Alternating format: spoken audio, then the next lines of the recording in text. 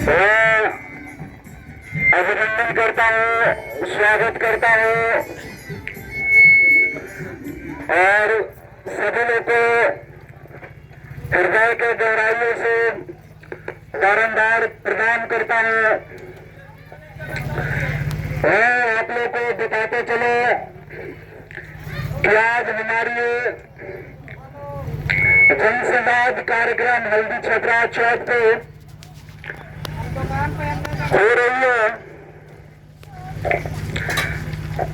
इस जनसंवाद कार्यक्रम के तहत मैं सभी ग्रामवासियों को, अपने अभिभावकगण को ये बताना चाहता हूँ कि मैं सन्नी कुमार इस विधानसभा के चुनाव में भावी प्रत्याशी की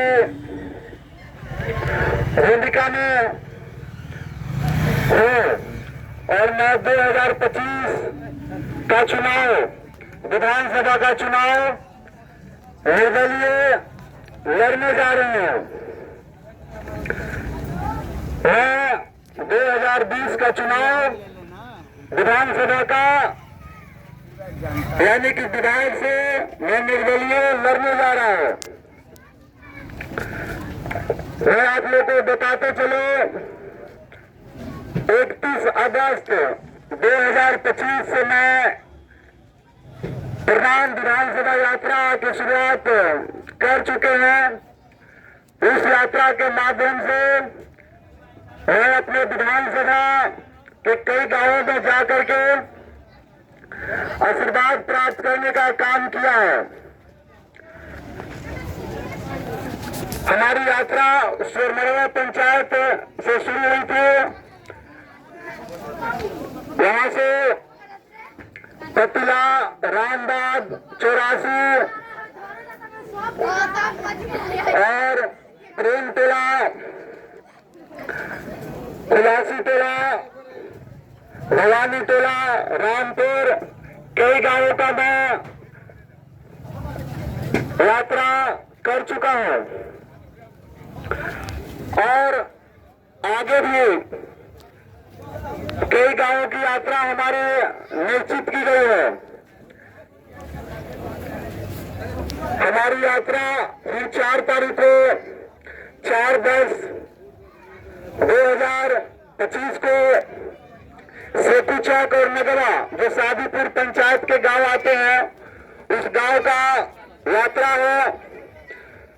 फिर 5/10/2025 यानी कि 5 अक्टूबर को हमारी यात्रा गरबेजपुर दक्षिणी उपवार पंचायत की 2 गांव बलानीपुर और नागाटोला की यात्रा है।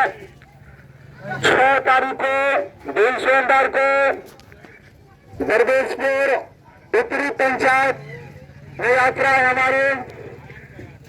यानी 6 तारीख तक मैंने अपनी यात्रा सुनिश्चित की है।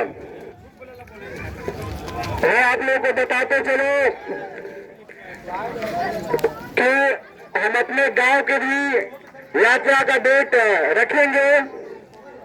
उस दिन पूरे अपने गांव में हम घूमेंगे और सभी ग्रामवासियों से हम आशीर्वाद प्राप्त करने का काम करेंगे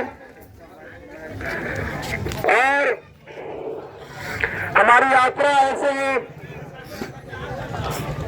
पूरा चुनाव तक चलते रहेगी। मैं आप लोगों को बताते चलो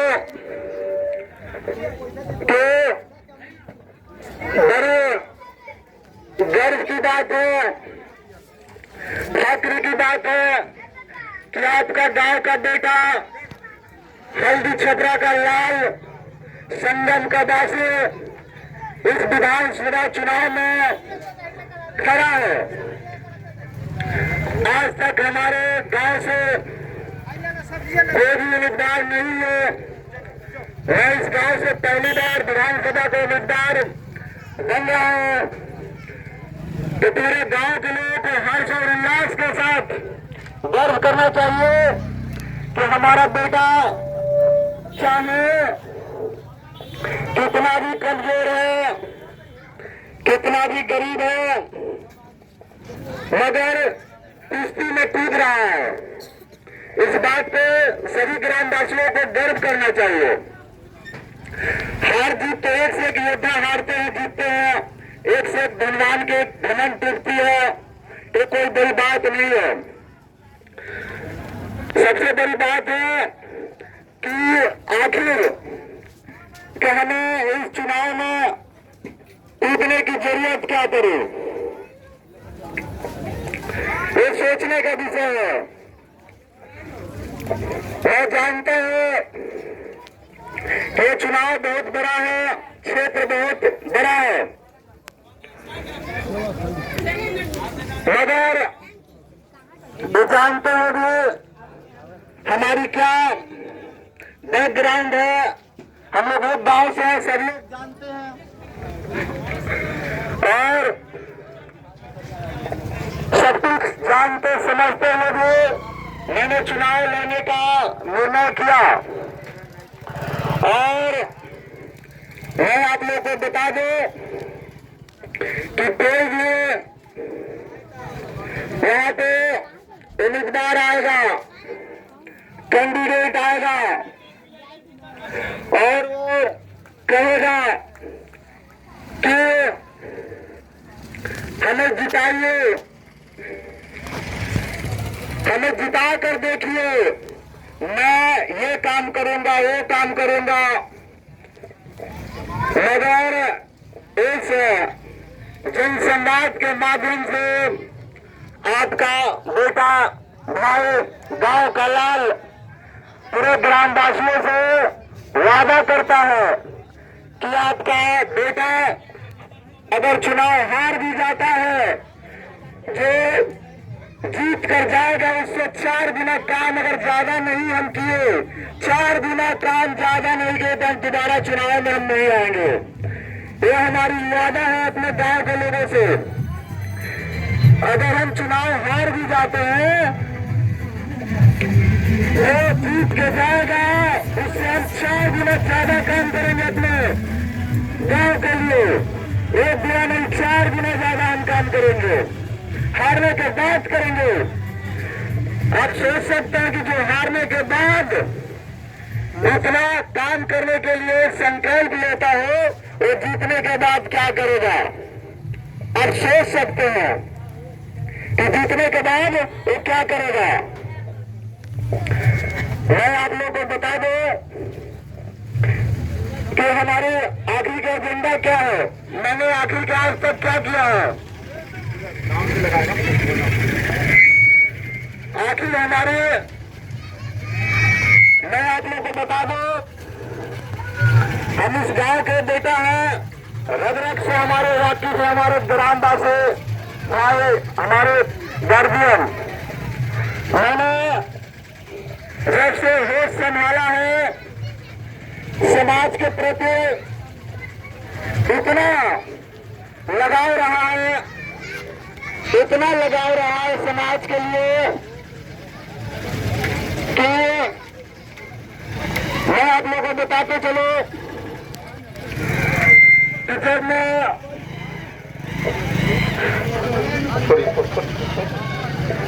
बताते चलो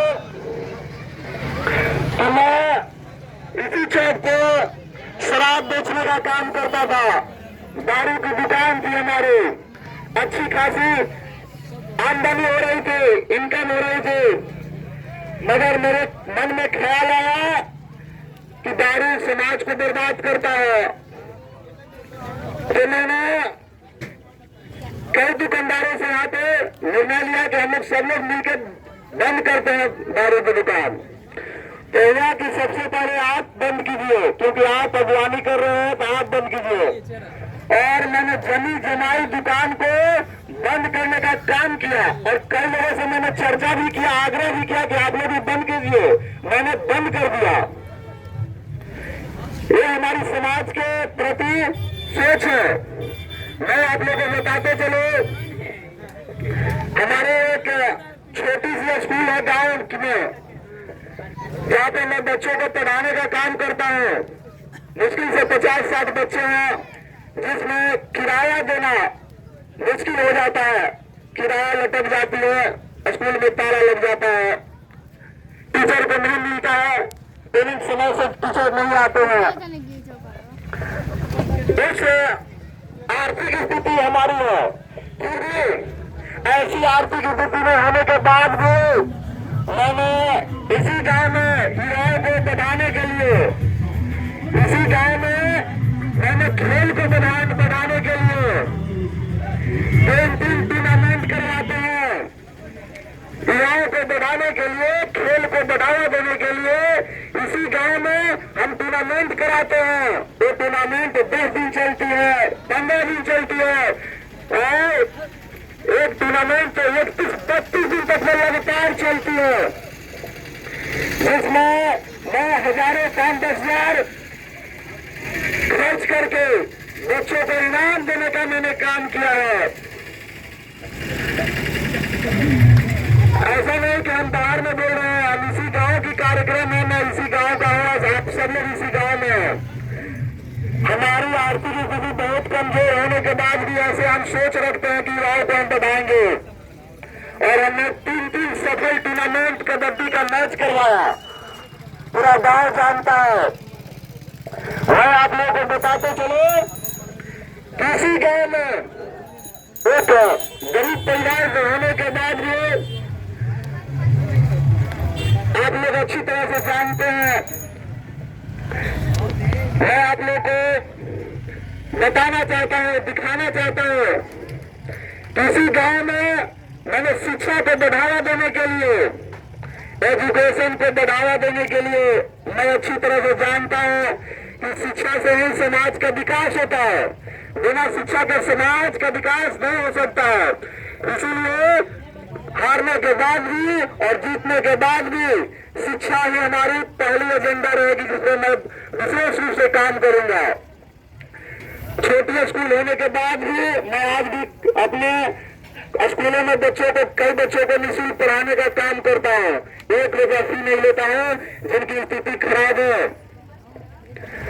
मैं कोचिंग भी पढ़ाता हूँ, आज भी पढ़ाता हूँ, ट्यूशन भी पढ़ाता हूँ। इस स्थिति से हम आते हैं, आज भी हमारे कोचिंग ट्यूशन में कुछ बच्चे हैं जो असमर्थ होते हैं, उनको मैं फ्री में पढ़ाने का काम करता हूँ। मैं आप लोगों को याद दिलाने चलता हूँ कि इसी गांव में हल्दी छपरा विद्यार्थी सम्मान समारोह कराने का मैं काम करता हूँ, जो लगातार 6-7 साल से लगातार 1-2 साल से नहीं 6-7 साल मैंने लगातार करवाया विद्यार्थी सम्मान समारोह, और हर साल बच्चों को 2-2, 3-3 साइकिल देने का काम किया। एक साइकिल 4,000, 5,000, 6,000 में आती है। विद्यार्थी सम्मान समारोह में मैंने बच्चों को, पूरे गांव के बच्चों को कॉपी, किताब, बैग, घड़े, यहाँ तक कि 2-2 साइकिल देने का हर साल, 1 साल नहीं 6-7 साल से मैं काम कर रहा हूँ और आगे भी करता रहूंगा। मैं आप लोगों को बताते चलो कि ये काम मैं अपने गांव स्तर पे तो करता हूँ, विधानसभा स्तर पे, प्रखंड स्तर पे भी मैं ये काम 6-7 सालों से लगातार कर रहा हूँ। कभी आरएमएस कॉलेज में, कभी गाजी मैदान में, कभी बीडीएनटी स्कूल में, जहाँ पे पूरे प्रखंड के बच्चे 200-300 बच्चे जीतते हैं, उन बच्चों को मैं किताब, कॉपी, यहाँ तक कि साइकिल, 3-3, 4-4 साइकिल से हर साल सम्मानित करने का काम करता हूँ। तो मैं आप लोगों को ये बताने का, मेरा कहने का ये मतलब है कि बताने का तात्पर्य क्या है, क्योंकि कर्म से व्यक्ति की पहचान होती है, तो मैं इस विचारधारा से है कि मैं ऐसा काम करता हूँ। मैं आप लोगों को बताते चलो, अगर मैं आने वाले दिनों में, मैंने पहले बताया कि अगर हम कोई प्रत्याशी आएगा, जीत के वादा करेगा कि हमें जिताइए, ये करेंगे, वो करेंगे, मगर मैं हारने के बाद भी जीते हुए प्रत्याशी 4 दिन काम करूंगा। ये बात सुन के अजीबो गरीब आपको लगती होगी, मगर ये सच्चाई है कि मैं करूंगा। और कैसे करूंगा ये बताता हूं मैं आप लोगों को बताते चलो कि अब एग्जाम्पल ले लीजिए संगम के लिए। संगम के लिए एक बड़ा आंदोलन करेंगे जिससे पूरा संगम का विकास होगा। ये आज हमारा संगम जो है राजनीति का शिकार है। आज छोटे मोटे जगह ऐसी संगम पूरे कह सकते हैं कि भारत में, इंडिया में कहीं नहीं है। इतना बड़ा संगम के सरकार और विपक्ष दोनों ने अवहेलना की है, दोनों ने नजरअंदाज करने का काम किया है।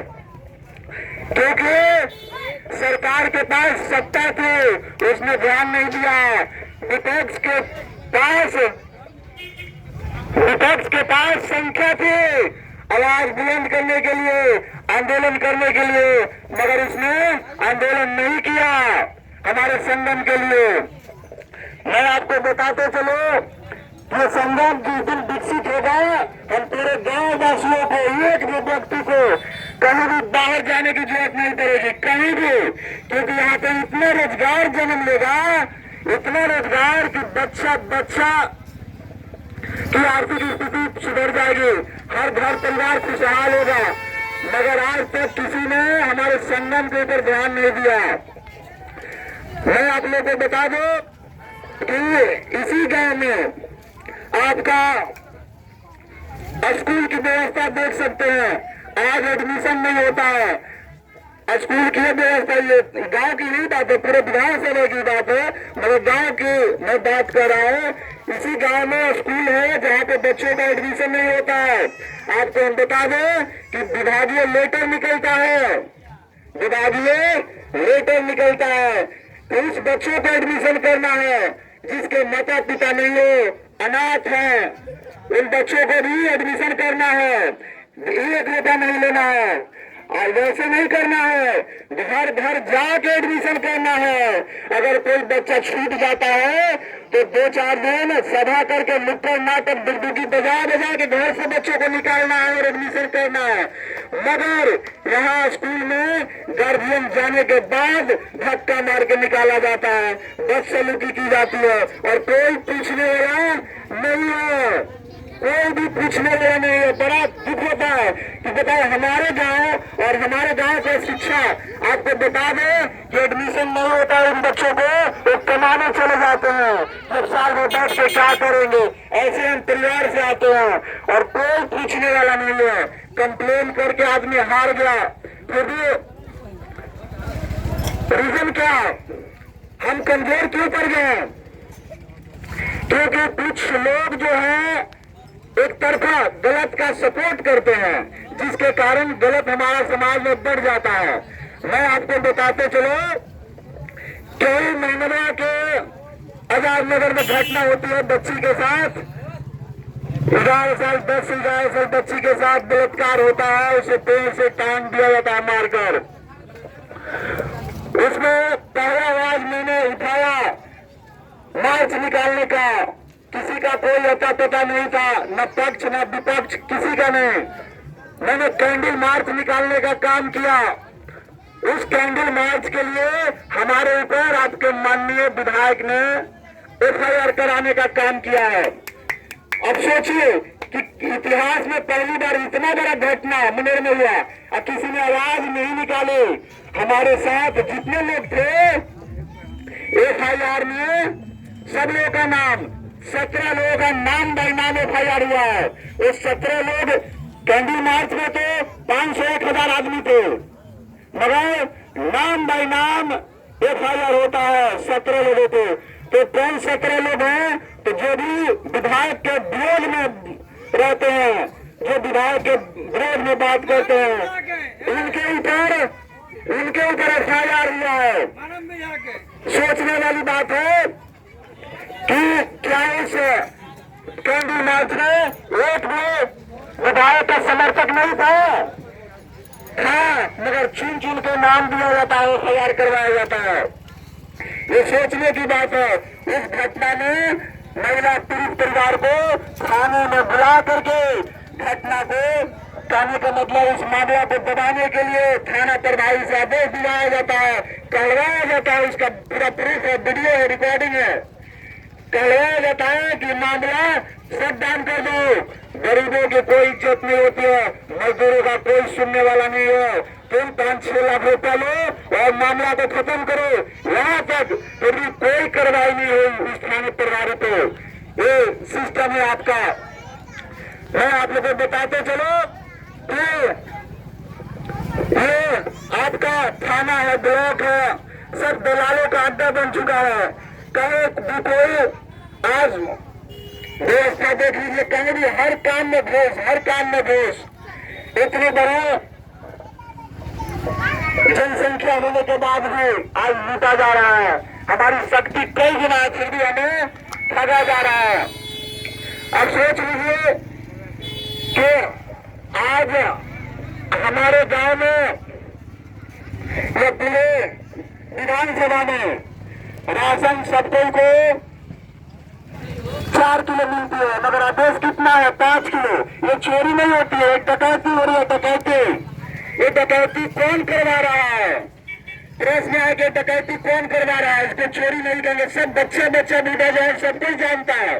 फिर भी क्या विधायक की बस की बात नहीं है, उसकी औकात में नहीं है कि हमें 5 किलो राशन दिया जाए, जनता के साथ न्याय हो।